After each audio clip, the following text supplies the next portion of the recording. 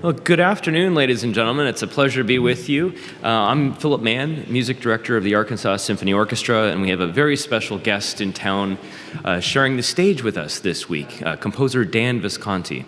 Before he comes up to speak, I want to give you a little bit of information about why he's here and how he comes to be with us. This week, we're performing a Masterworks Week, concerts in Maumelle Performing Arts Center at Maumelle High School at 7:30 on Saturday night and 3 o'clock on Sunday.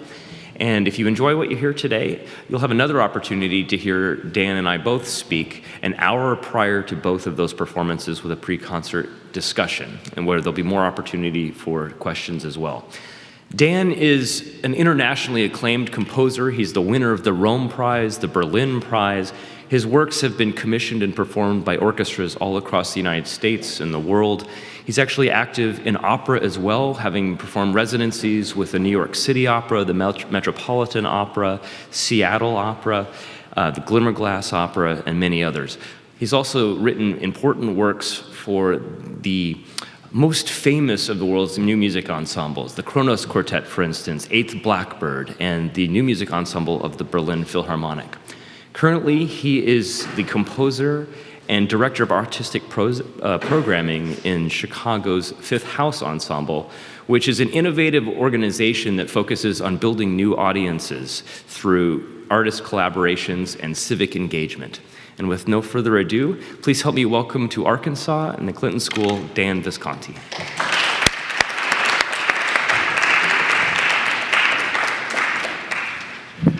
Well, thank you, Philip, and thank you all so much here for having me. It's really an honor to be here at the Clinton School, where there's so many intersections with things that I have a great interest in. So I appreciate you spending your lunchtime with me, and I hope that some of you eat, because that's a nice, healthy thing.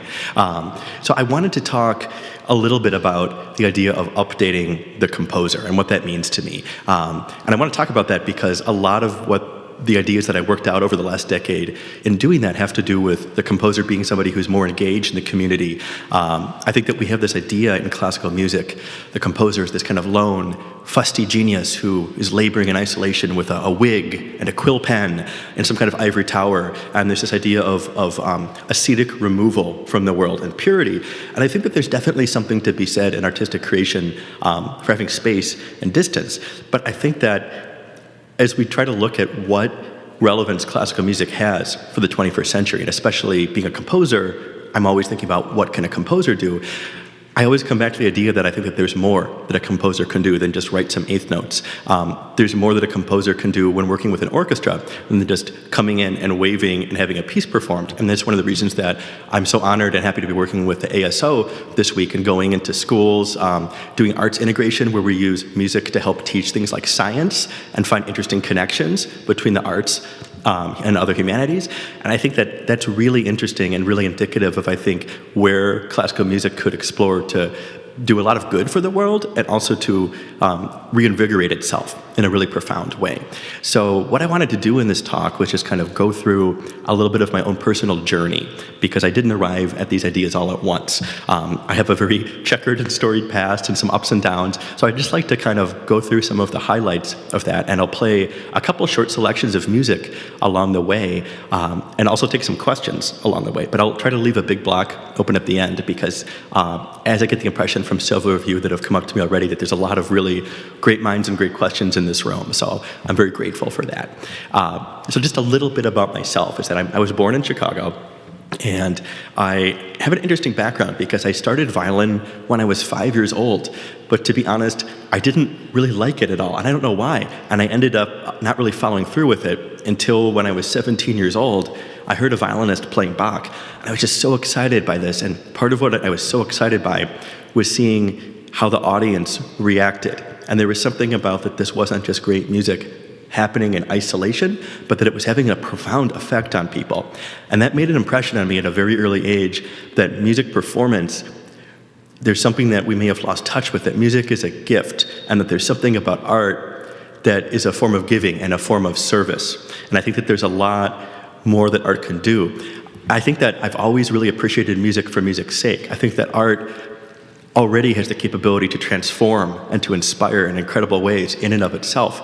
But at the early age, I started thinking about all these other things that surrounded this performance of classical music and about how did it affect the audience. What did that mean to me? I also had a lot of experiences when I was growing up, not just with classical music, but with a lot of great music of all genres. I'm sure that I'm not alone in this room being someone who really, really enjoys the music of the Beatles. And I remember when, God, I think I was about 6 years old, I first heard some of the Beatles' music.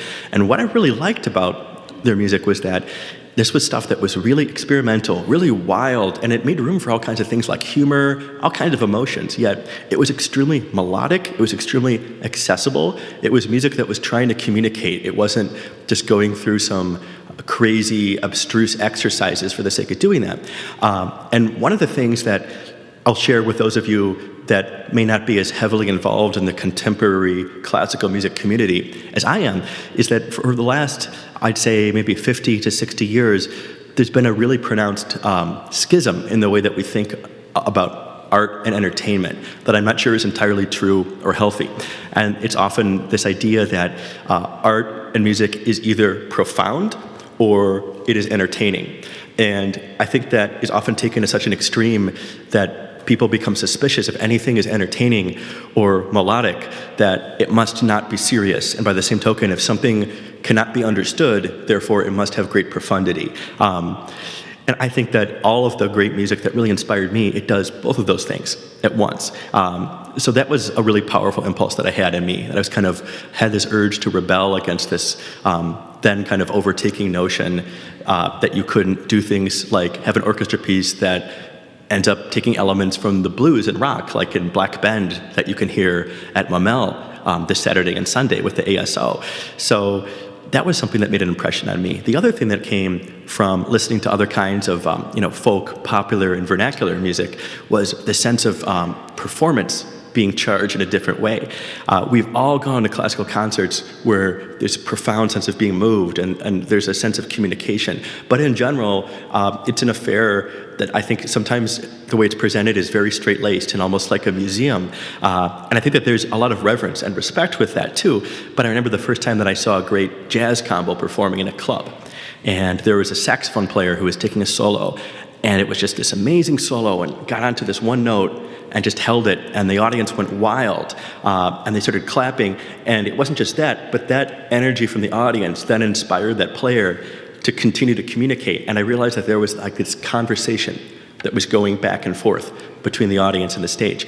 And it made vivid something that I think is always happening in all kinds of performance. There's always a conversation that's going on between the artists and the audience. But it's not always something that we dramatize so vividly. And seeing that, I said, wow, I love this. And I love classical music, too. I was studying classical violin. I was going to school in Cleveland for classical composition and performance. But I thought, these are some situations that I see in jazz or in other forms, and I would really like to see that kind of energy brought to classical music more. So as I talk about updating the role of the composer, I think the very first notion that I had was that one of the ways to do that was through my own composition. And this expanded later to projects that I'll get to talking about music composition relating to social issues.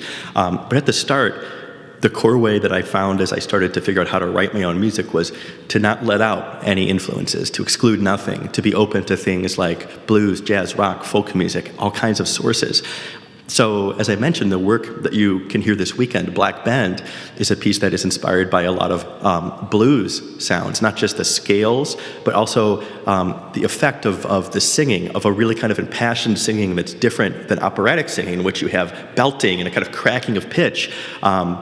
And you have a sense of, in amplification, sometimes there's almost a sense of overdrive or the sense of incredible power behind things. And those are all things that I think are really interesting, but they don't happen in classical music. So one of my first pieces was the string quartet version of Black Bend, in which I tried to make 4 acoustic classical instruments sound a little bit like an amplified band that ends up rocking pretty hard. And this in itself was something that meant a lot to me, because one of the favorite comments I got after this piece was premiered was, wow, I didn't know that classical instruments could sound like that. And that was one of my favorite comments, because it made me realize the potential for the composer not just to create some music that people might maybe like if I was really lucky and really tried hard, but that I might be able to make people think differently about sound or make people think differently in general. And that was an incredible power and an incredible responsibility that I don't think I was aware of before. So what I'd like to do now, just to give you a taste of what my music sounds like, is to play you all a little bit of Black Bend in the original quartet version. And the orchestra version is much augmented and much changed. I think that this is definitely something that might whet your appetite for this weekend. But I'll just say a couple things about it, is that I wrote this piece when I was spending a lot of time canoeing on the Cuyahoga River when I lived in Cleveland. And there's a ghost story about this supposed bend of the river that's haunted because of the collapse of a railroad bridge there. And there was something about that imagery, the sense of like being outside. I love nature, and I love all the sounds of nature, the sounds of insects, even things like the hum of the power lines. All these musical things are embedded in our experiences every day. So at the opening, you'll hear kind of a very ambient texture where there's a lot of little natural and kind of bluesy things happening, but it doesn't really sound like music yet. It kind of sounds like this primordial soup. And the process of the piece is all these little elements kind of assembling themselves into something that sounds like music, that has a beat that goes and pushes itself to kind of a more exciting conclusion. So let me play some of Black Band.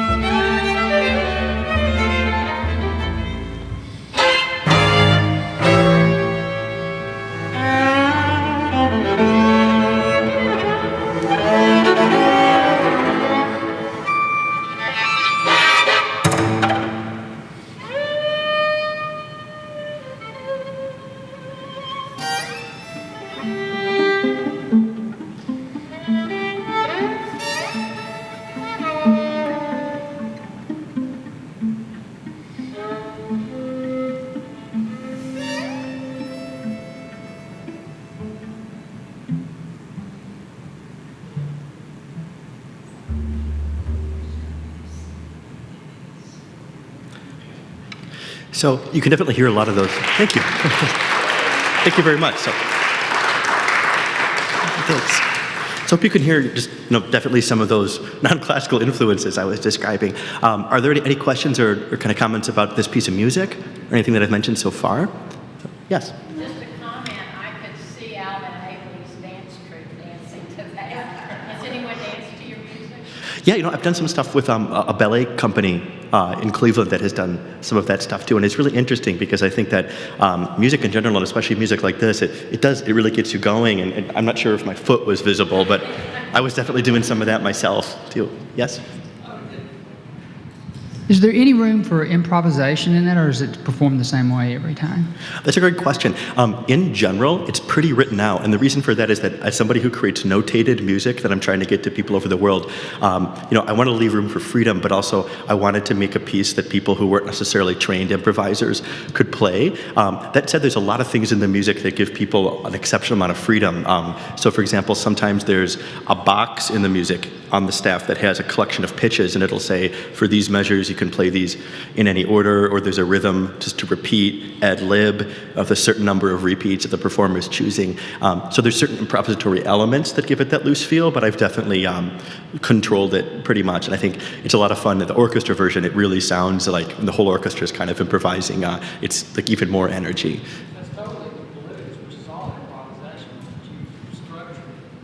Yeah, thanks very much. And that was something that I worked on a lot because I was thinking about this issue of, I want to respect improvised music and I want to do that. How much freedom do I give? I think that's a question you're always asking as a composer, because some of us tend to be control freaks a little bit. But I think a lot of really beautiful things happen when you give up that control and that you let musicians bring what they can do. And that's one of the reasons I've never really wanted to create works direct to electronic media and just release them for electronic instruments, because I love the ideas that live musicians bring, and sometimes they're really co-composers. I was just speaking with David Renfro of ASO on the car ride over here, who's also a fantastic horn player in the orchestra, and we were just going over, there was something in the horn part that I hadn't realized, even though this piece has been out there and played by a bunch of orchestras, that I actually could fix in the notation. So I'm kind of always revising and always really appreciating that feedback. So there is an improvisational element there. There definitely is.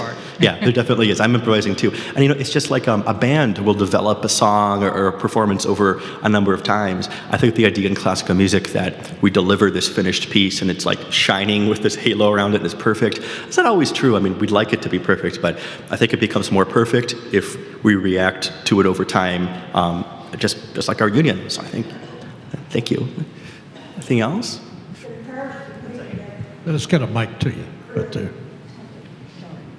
It occurred to me that composers and other creative people must be more aware of their environment than some of us ordinary folks. Possibly. Sometimes we're less aware of our environment than ordinary folks. When we go inside our heads, I frequently stumble crossing the street because I'm thinking of something. But I think you're very right. I think that there's definitely a sensitivity and awareness, and sometimes that's why artists of all kinds are very touchy and sensitive, because they have a very thin membrane with the outside world, but I think it's that very thinness that allows them to be able to be in contact with that world. And I find that the more I'm open and sensitive to all kinds of things, just like being sensitive to, there's sounds when I'm canoeing, there's sounds of insects, I'm able to learn a lot more. So one of the goals I've tried to make in life is to basically just shut up and try to listen to the world more than, imposing on it. And when I write music, I try to listen to where the music is going and what it wants to do. Sometimes it wants to do something and I'm trying to make it do something. And actually, if I listen to what it wants to do, it's better. So, thanks. Anything else right now, or shall I go on? Okay, cool. Thanks so much for those questions. So, this is kind of the level one for me as far as where I started. And I have a lot of fun doing this kind of piece, but I wanted to do more because I was thinking about it and this whole idea of what I was trying to do. And one of the big excitements for me in writing a piece like this is kind of the thrill, as I said, of you come to an orchestra concert and you hear this piece and you say, wow, I had no idea an orchestra could do that. And there's this sense where I thought about, well, I could also be a pop musician and I could just write, I could create blues or something through that. And I said, well, why am I doing this? And I said, well, the reason is that I really love classical music and I grew up with that tradition, and I'd really like to play a role in writing pieces for people that play those instruments, and kind of updating and bringing in new influences through that form. But I also had this idea that I had to go further, that the composer could be more than just even somebody who is writing particularly cool or innovative music, that maybe there could be more that I could do outside of writing music. And I thought about that, and it occurred to me that it almost needed to be something that was like a cultural ambassador, or someone who was a collaborator with the community, someone that was embedded in the community and really deeply integrated with the people that he or she was trying to serve. So that kind of gave me some of the thoughts of the first social projects that I started doing. And I'll go through a couple of them here that I think are contrasting and maybe show different ways that I've used music. Philip Mann was very kind to mention my group in Chicago, Fifth House Ensemble. And one of the reasons that I love directing that group is that it gives me an outlet for a lot of these social projects in a really direct way with an organization that I administer. And a couple of things that we do is, for example, we go into Cook County Jail System and we work with the inmates there. And there is a lot of interest in doing this kind of thing. And I was there were a couple of groups that I know that have gone into prisons. And what I noticed is that they would sometimes go in once or a couple times, and they would play some concerts and then maybe leave. And I thought, well, what would happen if we really re-engaged this community over time, like 100 times a year, 150 times a year? What if we got to be their friends? What if we got to know each of their names and were able to do something on a longer basis? And that really requires the idea of a composer being an active participant. You can't just sit at home hiding behind your desk and scribbling down eighth notes to do that. And this was a really wild thing to do. There was a lot of things to sort out about this, just about security and about engagement. But the idea is that we were going to go in and we were going to use music and we were going to interview these inmates, and we were going to try to find out about their stories and try to learn from them about what their problems and what their concerns were and what we could do with music to help. So we started at the Chicago Cook County Juvenile Detention Center at the Nancy B. Jefferson School. So these were juvenile inmates, and they were studying at the same time, but a lot of them had a lot of family problems, and a lot of the issues that brought them there had to do with that. So as we interviewed them and we found out a lot of these conditions at home were contributing to it so much, we were asking them, what can we do for you? And their response always was, actually, we're okay, but we have a lot of friends that are on this path too, and they're very high risk. And what we would like to do is tell our story to other people that aren't in this situation, because we don't get to communicate very much with the outside world. And that's something that they felt very passionate about. And I was so inspired that their impulse was to almost be young activists in themselves, that they didn't want something for themselves, they wanted to try to help other people. I thought that was really fascinating. So I thought, well, how can we do this with music? And one of the things that's so great about music is that I think it lowers our barrier for emotional receptivity and expression.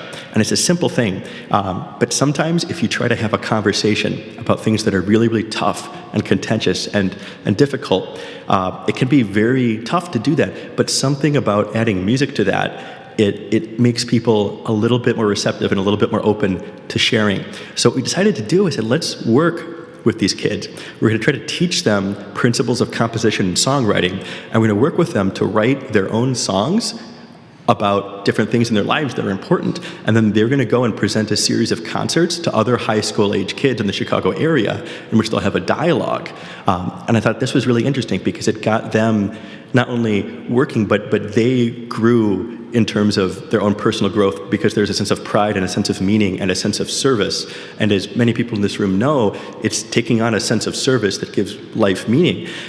So this was wonderful. And I had so many parents come up to me after this saying, for example, I had no idea that this one student had so many problems with his stepfather, and that actually there were issues that were never discussed, but through music these were able to come up, and they were actually able to act on those and get that person some kind of additional therapy or help or work out a situation that wasn't helping.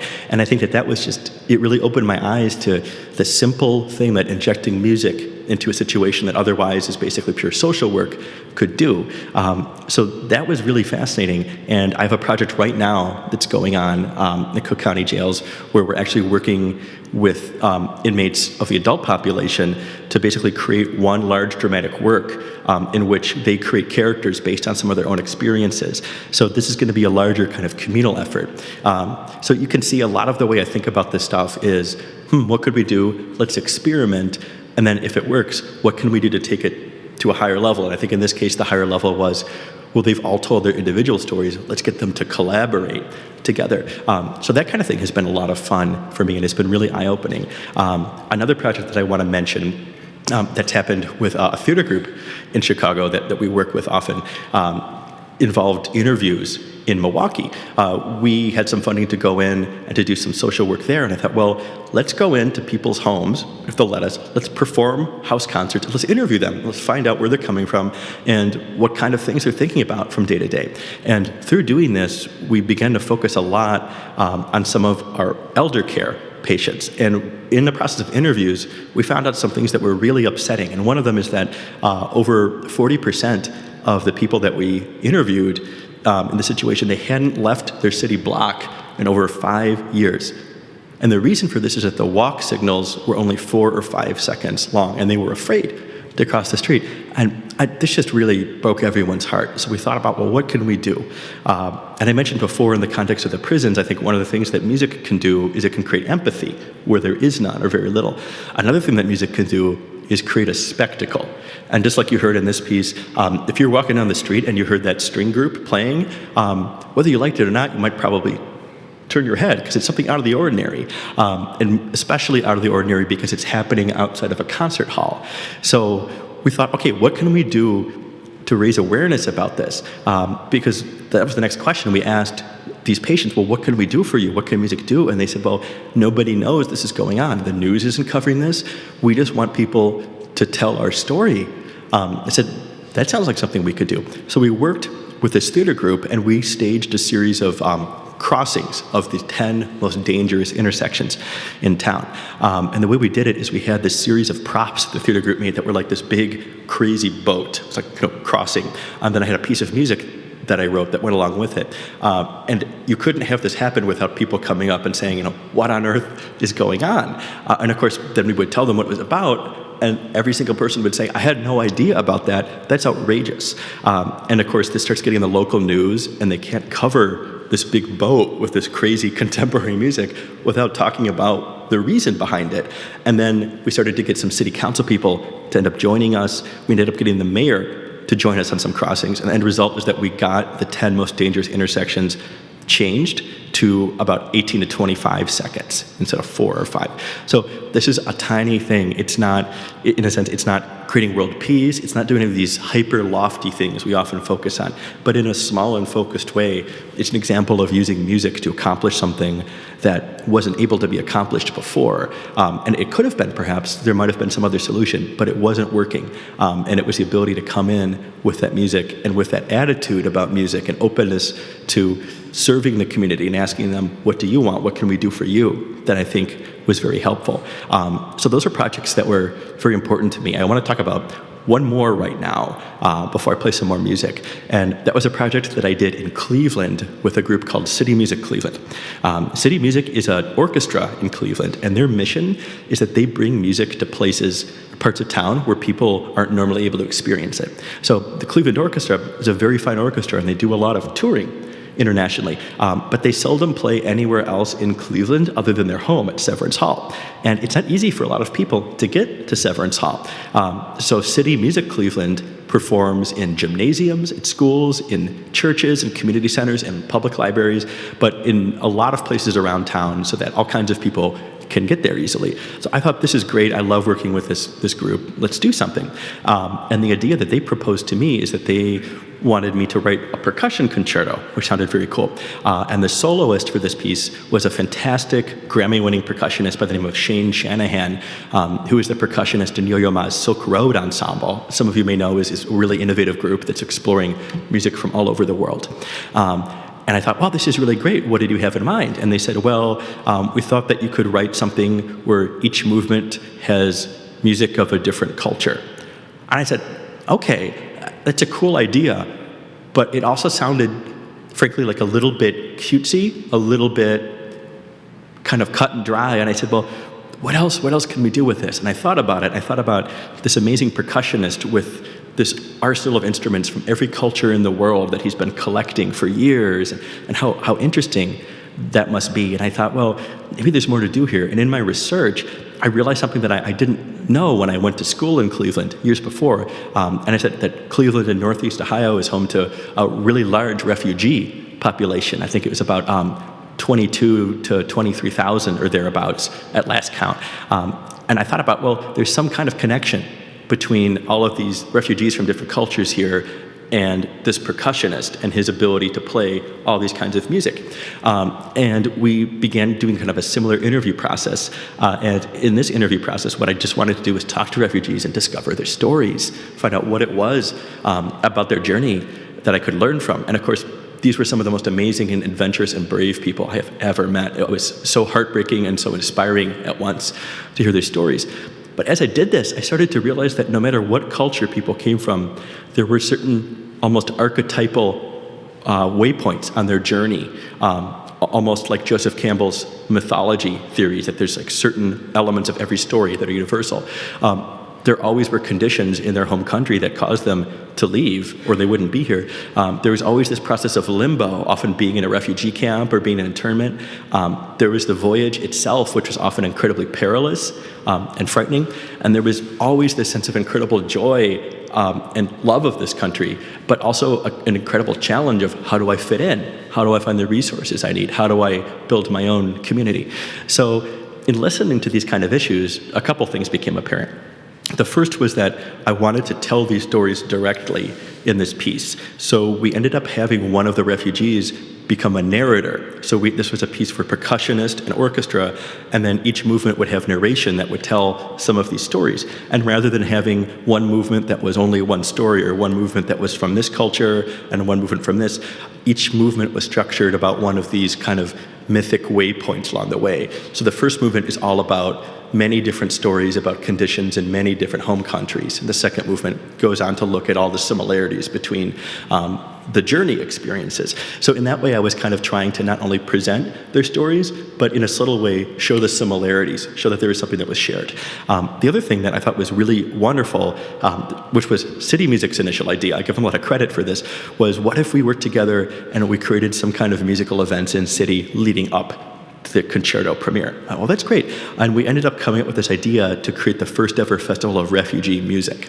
And that was a great thing in itself, but one of the things that was so cool about it is that it got these previously disparate groups working together. You've got a lot of people that had pretty much similar experiences and a lot of very similar needs, but they didn't speak the same language, they lived in different parts of town, and we realized that by getting them together, it was possible for them to start sharing and working together on things that they wouldn't have been able to otherwise.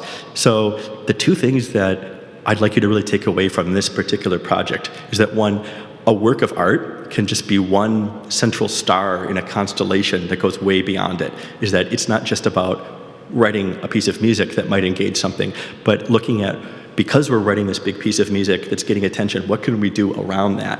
I thought that was really interesting. The second thing is that there's a possibility in a project like this, not just to do good while you were there, but one of the things that I'm so happy about, and one of the metrics by which I measure the success of this project, is that now this is, I believe, the fourth consecutive year that this Refugee Music Festival goes on, and there also are 3 new refugee collaborative and service groups that have come out of this collaboration. So this project came in and hopefully raised some awareness and did some good, and also hopefully had some cool music, but in the end it left an infrastructure for innovation behind. It went in and it left something. It didn't just kind of roll into town and roll out. And that was really important for me. That was the first time I had ever been able to accomplish something like that, working with a community and working with an orchestra, and that really excited me. So those are just a couple of the projects that I've been working on, kind of involving different social initiatives with music. And right now, before I play any more music of my own or talk about some other things, I know I've just said a lot, and I wanted to see if there are any questions about that or comments, because I know this really touches directly on a lot of the interests of the Clinton School. Yes? And you might need a mic. In the back. Thanks. Hi, thank you. My name is Hillary, and I actually work at the Clinton School. Really appreciate you being here.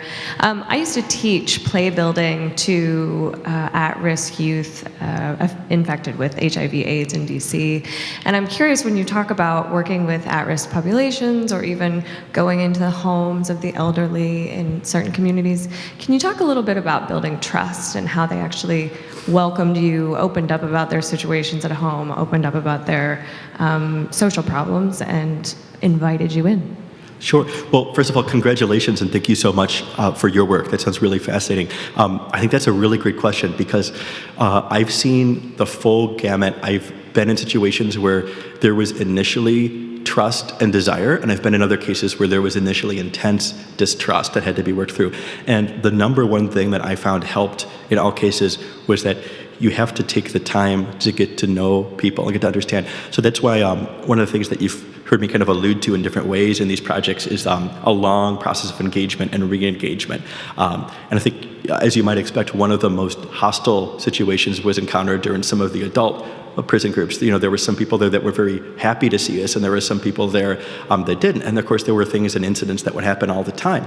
But what gradually started to improve that situation was the fact that we would go in and not stop. So I think that it's often very difficult, but I think that one of the ways that we earned their trust and respect was by showing up. And in fact, I had one inmate come up to me and he said, "Man, I thought you guys were toast," after the first visit. He was almost kind of gloating about it a little bit, but they were impressed that we came back. And actually, I had one inmate come up and tell one of our musicians, our cellist, something that was something akin to, "You're the only white person I've ever seen come in here who doesn't look afraid of me," which helps too. So I think that this might sound like a trite or simple answer because I think there's a lot of infrastructure that can go around this too, but I think it's a decency and engagement. It's all these old school values of just engaging, and I think that that they're at the core of everything that I found that really works. So, I mean, the last thing I would say is that from that, there's different initiatives that I've tried to build that basically enshrine those very things, but they all come from that.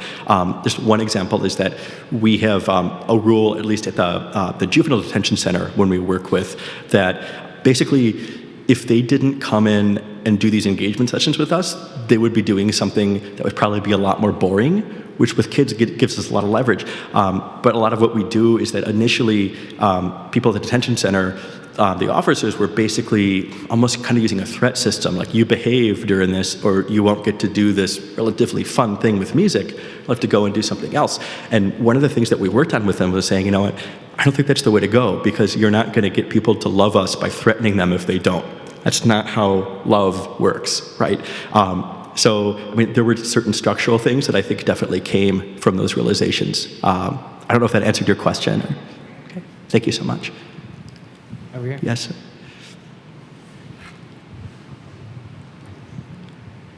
You mentioned the image of the composer being someone sitting at a piano, maybe trying a couple of notes, writing it down, trying a few.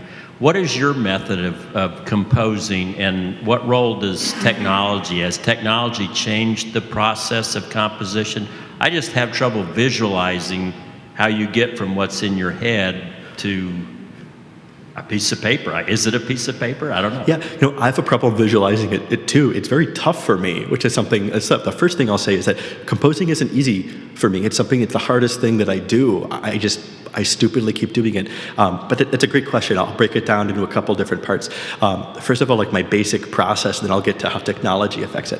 When I was younger, the way that I would compose, that I've since moved away from, is I would sit at the piano, and I would dink around, and I'd find something that sounded good, and I'd say, okay, I guess that's the beginning of the piece.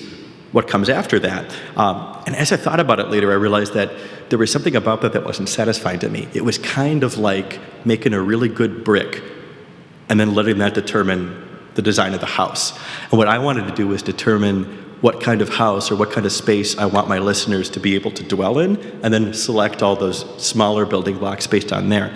So I guess what I mean by that is that the way that I learned to create music now that I think helps me a lot is I try to work from the most general things to the more specific.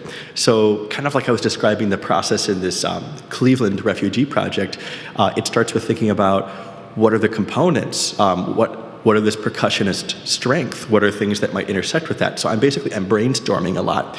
And out of brainstorming, the next stage is that I start thinking about kind of drawing a map of that piece. So I do use paper, but at that point, I'm using like big rolls of white paper. I'm not actually writing F sharps and B flats.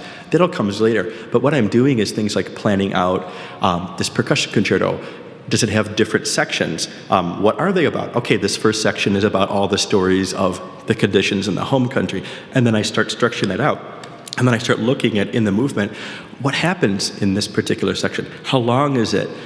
What kind of sounds do I want? Well, maybe here this movement is about a lot of crossing water. So I want a lot of kind of like sounds of water, and there's a lot of stories about like in the refugees that came over in boats about like the sound of water on the hull, and that being something that was both menacing and very comforting. So I look for inspiration in stories, I look for inspiration in the musicians that I'm working with, and I gradually boil that down as something that becomes more and more structured. And at that point, when I have an idea of how the music unfolds, then I start actually writing sections of it and revising. I'll use actual staff paper, and I'm very old-fashioned.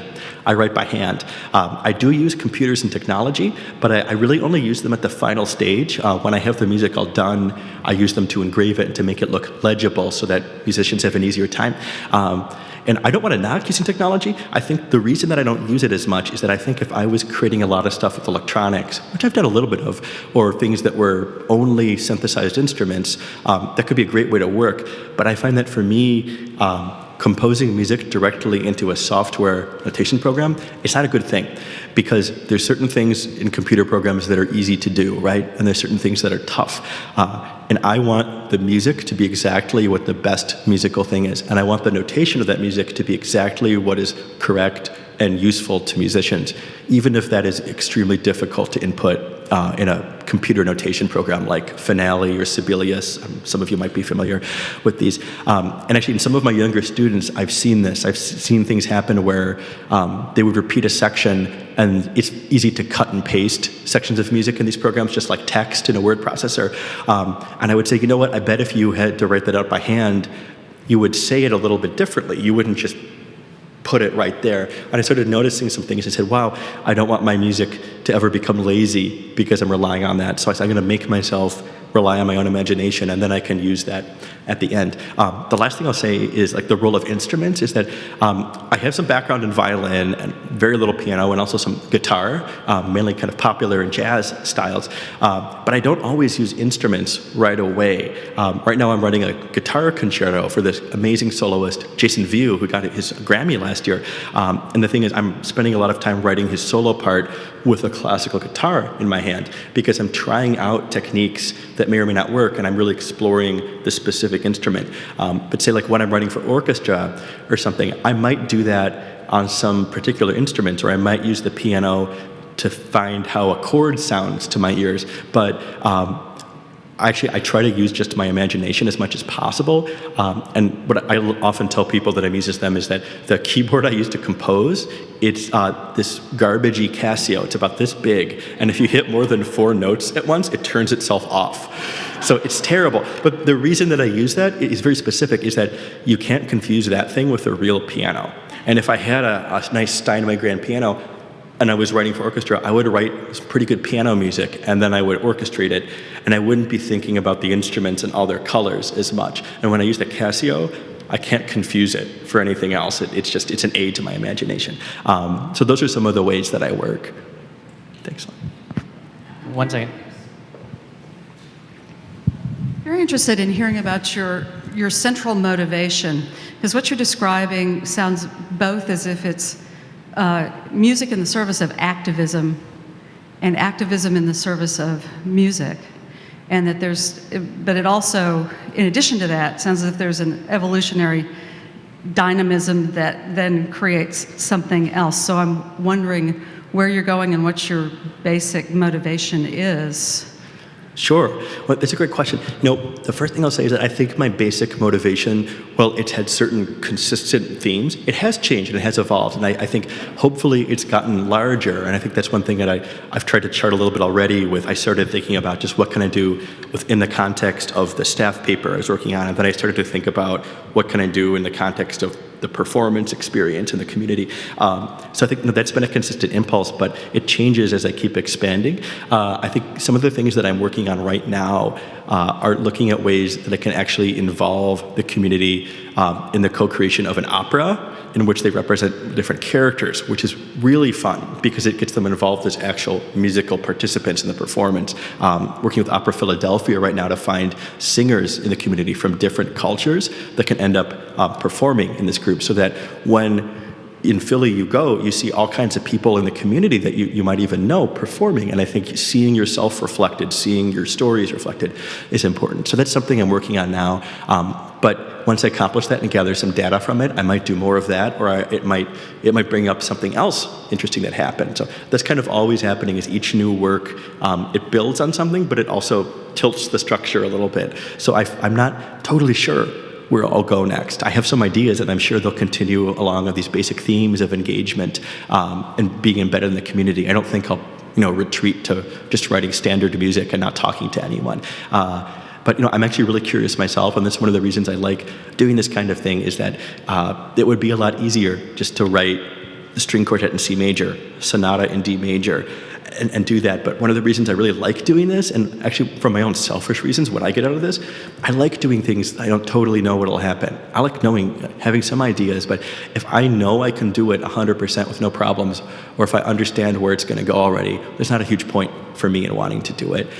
So there's definitely something that I get out of it as far as my motivations too. I really am excited about using music to help the world, but I'm also interested in my own curiosity, and I'm also interested in helping classical music organizations. That's a motivation too, because I love classical music. I want to see it succeed, so I want to help organizations achieve those kind of things and be able to have the relevance to communities that they're really trying hard to do, but they don't always have the resources to do that, or they're not always involved as creatively as somebody who's constantly doing nothing but creative work. So there's some really amazing partnerships with organizations, and that's one of the things that's been great about the relationship with the Arkansas Symphony that I've had this year. I hope I answered the question. It was a really deep one. Okay, thanks. Other questions? The social things?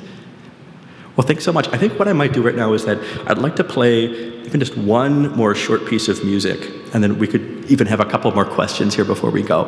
I wish I had a recording of this percussion concerto, but I don't yet. I'm hoping to have one in a month. But I wanted to play another piece that's a little bit later. And actually, this one doesn't have a huge social project attached to it, which is okay with me because I sometimes write pieces that are just pieces of music as well.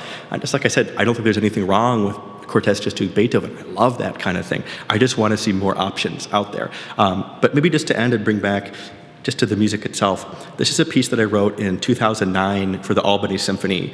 It was called Low Country Haze.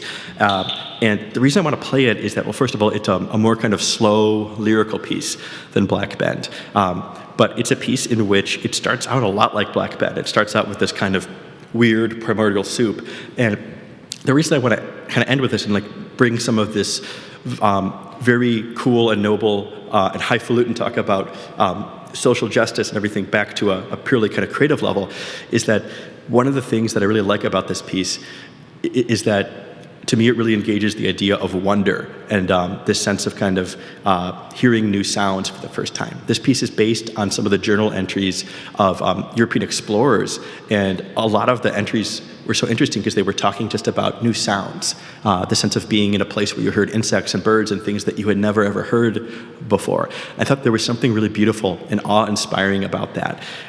So this is a work that kind of takes all those sounds and builds them up in a similar way that Black Bend does. But at the end, it instead of kind of returning back to its opening, it pushes through to a new place. And the reason I bring that up as important is that one of the things that I've learned about studying stories, both in mythology and history, but also of real people, is that there's always some kind of journey, right? And there's always a return. But when you return, it's never exactly the same, because even if nothing else has changed, you have changed, and you're no longer the same. You've become transformed. And that's an idea that's really important to me, especially socially. But I think this is an example of just on the pure creative level, how I express that in music without any other kind of project attached to it. So this work is about 6 or 7 minutes, and then I think we might have a couple more minutes for final questions.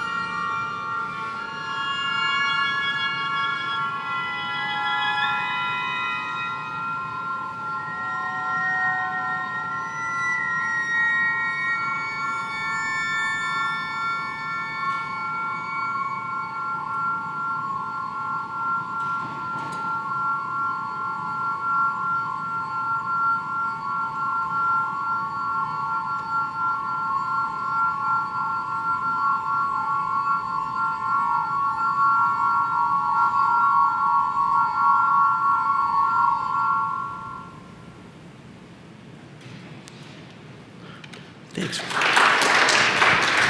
Thank you very much.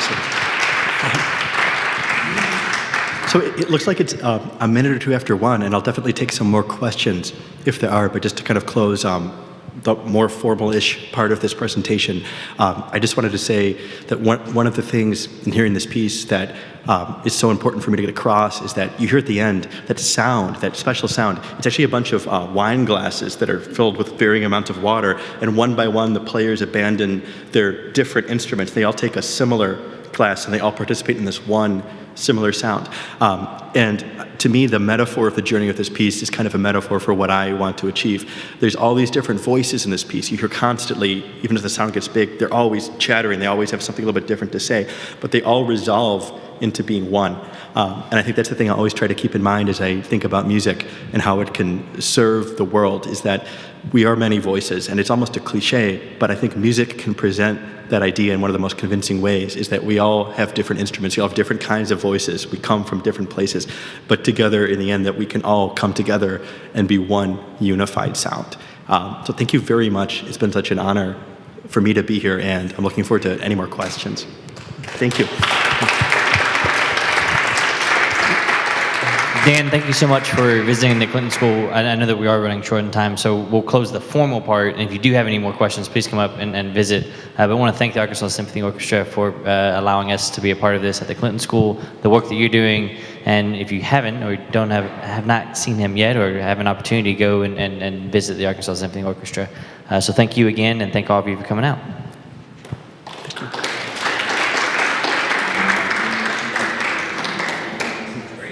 Thank you so much.